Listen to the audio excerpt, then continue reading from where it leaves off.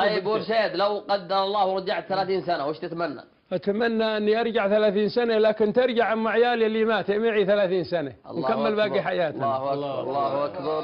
هذا اللي أنا أتمنى، همة الوفاء. لأنه رحمه الله بعد ما مات صار عندي فراغ، ما لقيت شيء يسده. الله 37 سنة ما بت ليلة واحدة. بلا وافية. طيب عاضك الله عاضك الله غيرها، عاضك الله غيرها وعندك ان شاء الله تستاهل الوفاء. الحمد لله. الله يغفر له. الله يجزاك خير.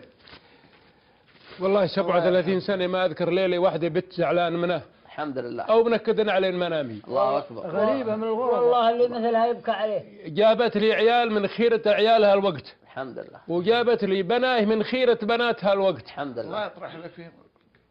حدين جارت لك وتعرفك 100%. حدا بناتي جارت لكم تقول أعرفهم مثل ما أعرفكم. الله المستعان. الحمد لله. دين ودنيا لله الحمد حاصلين، وعيال كذلك. ذلك من فضل الله.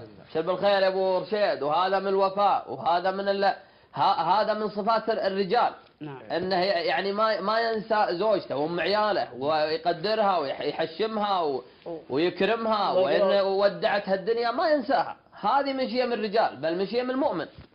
الله عز وجل يقول ولا تنسوا الفضل بينكم. هذه الشيم اللي نحتاجها. يعني الان فيه جفاء وفي بعض الامور، يعني مثل هالدروس والكلام اللي تقولونه استفيد منها انا غير قبل ما يستفيد منه فلان وعلان.